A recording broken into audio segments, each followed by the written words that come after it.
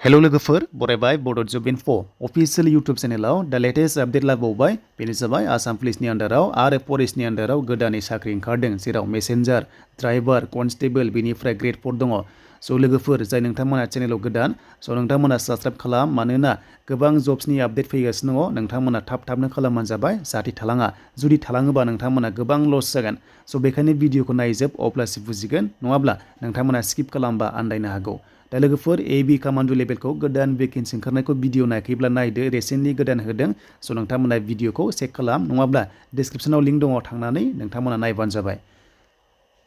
दा बिदिब्ला जों बे अफिसियेल नटिफिकेसन नायग्रोनोसै बेनो जाबाय ग्रेड 4 लेभेलाव दा बिराद बुरजा पस्ट ओंखारदों बेयाव गोदाननि लेटेस्ट आपडेट 7 फेब्रुवारियाव पाब्लिश खालामदों अफिसियेल नटिफिकेसन मोनायावहाय स' बिदिब्ला नोंथांमोना पस्टआ नायदिनै 262 जाहैबाय नोंथांमोननि कनस्टेबल अफ पुलिस कमिउनिकेसननि आन्डाराव ओंखारदों साथामा ड्राइभार सागुआ जाहैबाय नोंथांमोननि राइडार बाव आरो सानै जाबाय नोंथांमोननि हिन्दिमेन आरो जिब्रैया जाहैबाय नोंथांमोना मेसेन्जार आरो साथामा जाबाय नोंथांमोना कारपेन्टार आरो नोंथांमोना सासे मोनबावदों साब अफिसार गोदान पस्ट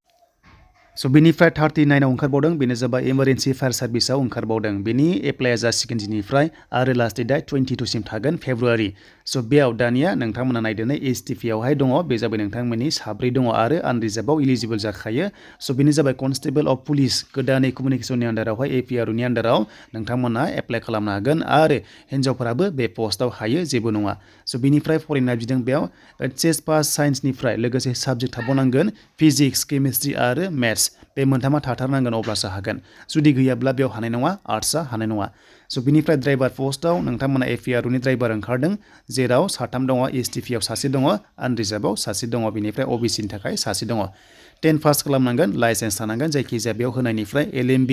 MMB एबा HMB बे दङब्ला हागोन गैयाब्ला हानाय नङा स' बिनिफ्राय 9 आरो राइडार बाव बे जाबाय नोंथांमोननि STPआव सासे दङ गासै 9 दङ बेयावबो नोंथांमोना सेम क्वालिफिकेसन बिनायखौ नुनो मोन्दों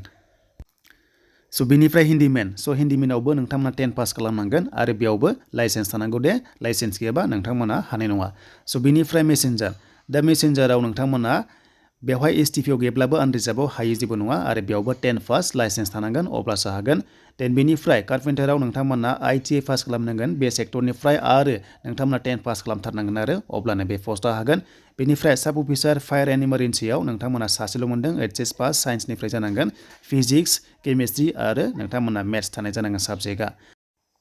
स' नेक्स्टआव मोनदों 39 बेनो जाबाय नोंथांमोना इमारजेन्सिनि रेस्कुयारनि स' बेयाव HS पास खालामनांगोन साइन्सनिफ्राय दा बेनिफ्राय हमनो हाबाय आर्ट्सआ बेयाव हानाय नङा स' बेनिफ्राय नेक्स्टआव जों थांसै दानिया माखासे क्राइटेरिया सिलेक्सन प्रसेसआव बेसेबां क्राइटेरिया नांमारगौ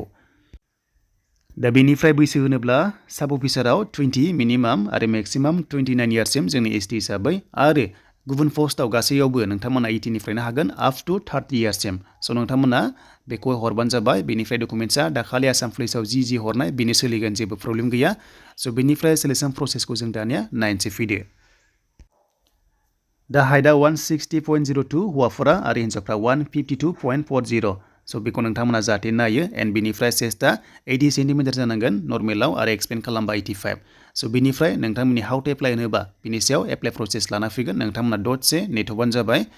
दा बेनिफ्राय जों नायबावनोसै फैदो माखासे क्राइटेरिया एन्ड डकुमेन्ट्सआ बेनो जेबो टेनसन गैया PRC गैयाबाबो एमप्लयमेन्ट एक्सचेन्ज गैयाबाबो नोंथांमोना हागोन स' बेनिफ्राय सिलेक्सन प्रसेसखौ जों नायोब्ला एग्जाम जागोन नोंथांमोना लोगोसे रानिं दङ दा फिजिकेलाव 40 मार्क्सनि दङ रानिंआव 20 एन्ड लं जाम्पआ 20 नोंथांमोना 30 to 100 मिटार खारनांगोन हौवाफोरा आरो लं जाम्प बारनांगोन स' बेनिफ्राय बेयाव जेबो गैला आरो बेनिफ्राय नेक्स्टआव हिन्जावफ्रा नोंथांमोना 1600 मिटार्स खारनांगोन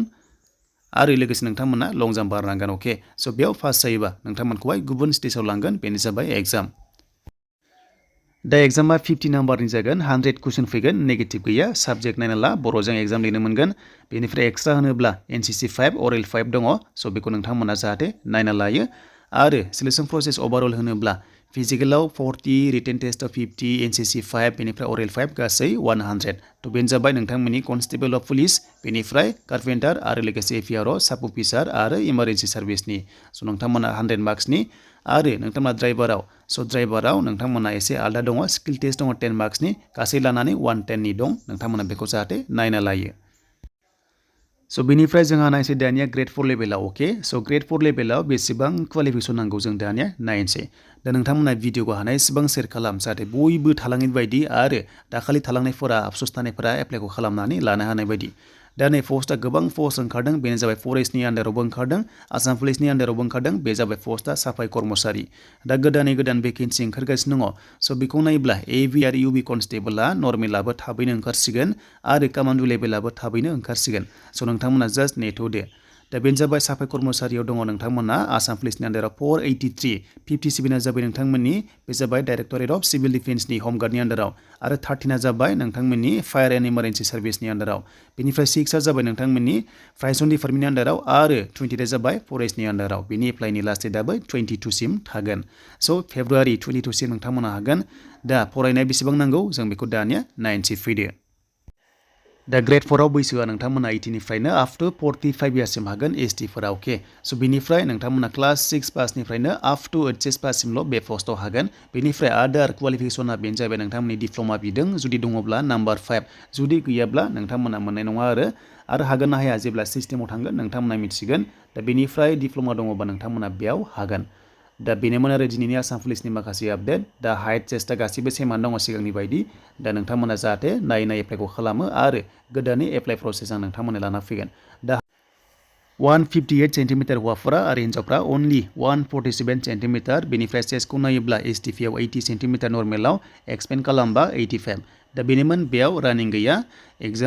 एग्जामा बेनो बेखौनो बुङो स्किल टेस्टआनो एग्जाम होनजाबाय नोंथांमोना आरो बे 50 नाम्बारनि जागोन आरो नोंथांमोना मिनिमाम 33 नाम्बार मोनथारनांगोन अब्लासो नोंथांमोना सिलेक्सन जागोन बा नेक्स्ट स्टेजनि थाखाय नोंथांमोना थांनो हागोन दा बेनोमोन लोगोफोर आं आसा खालामो नोंथांमोना गासैबो बुजिजोब्बाय आरो नोंथांमोना हानायसेबां शेयार खालाम जाहाथे बयबो नोंथांमोना एप्लाइ खालामनो हायो